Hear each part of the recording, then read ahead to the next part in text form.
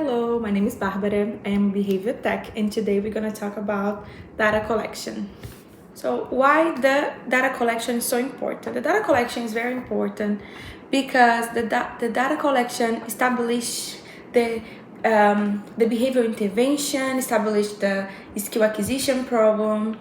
The data collection is a quantifiable dimension of the behavior.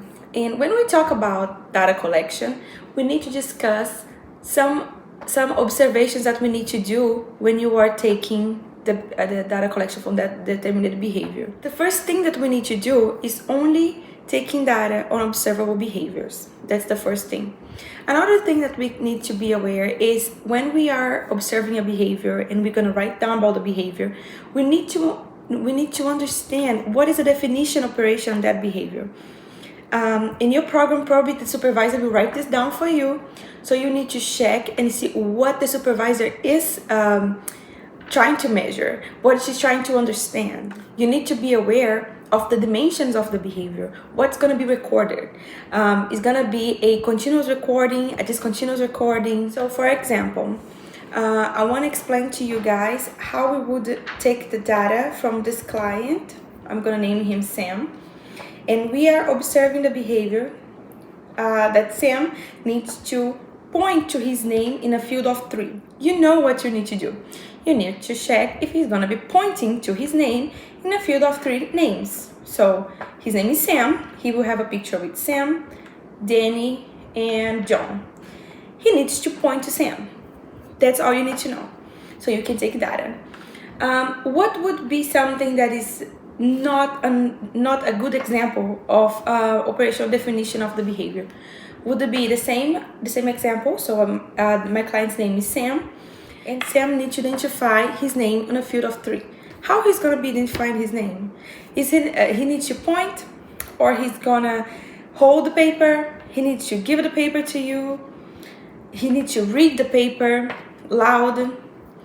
How he's going to identify. So you need to know all this before implementing your intervention, so you can take a good data on it and you can write down in a better way. Usually when you're going to collect the data, you're going to collect data in problem behaviors or skill acquisition. In this video, we're gonna talk about problem behavior.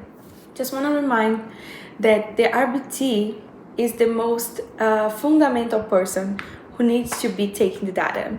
So you, RBT, you have a very fundamental role in this process to help this child with the communication, with the well-being, with the success in life. You are the person who is directly with him. You are the person implementing the intervention. So you need to do it accurately. You need to do it with care. So the supervisor can read what you wrote down, understand, can see the progress of the client, and then we can move on from there. When you are collecting data from problem behavior, it is extremely important that you will understand how to measure that behavior. What is the intervention that you need to use during that problem behavior? So when you are collecting data from problem behavior, you need to know how to measure that behavior. To understand the operational definition of the behavior, and then you need to be aware, for example, of continuous measurements too.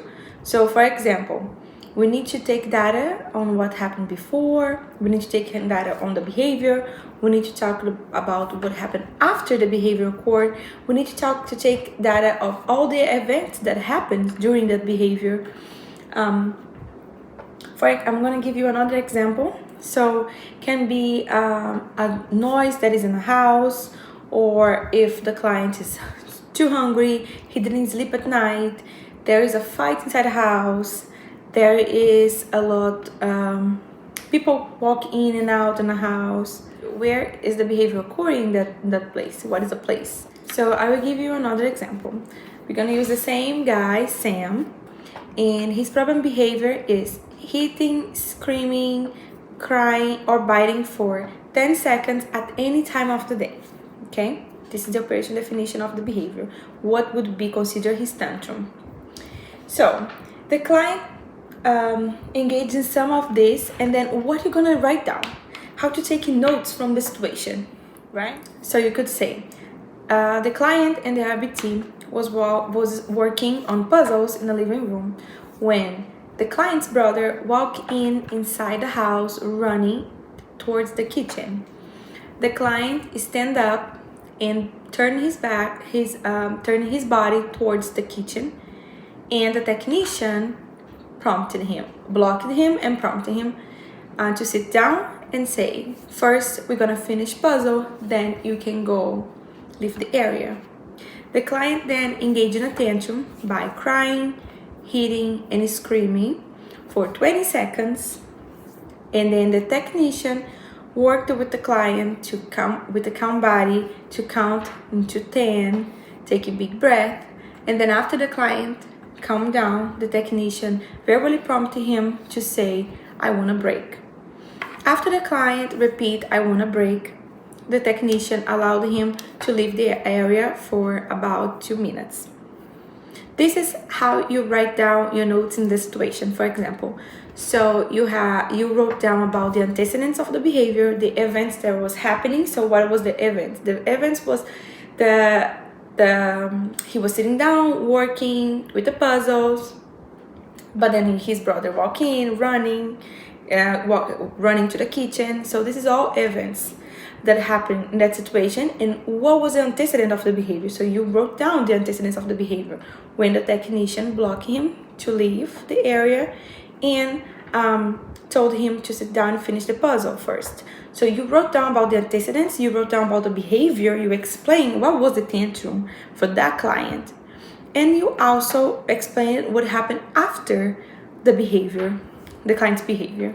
So this is how you would take a data in this situation that happened, problem behavior. I hope you guys could understand how to take data in problem behaviors. Thank you so much.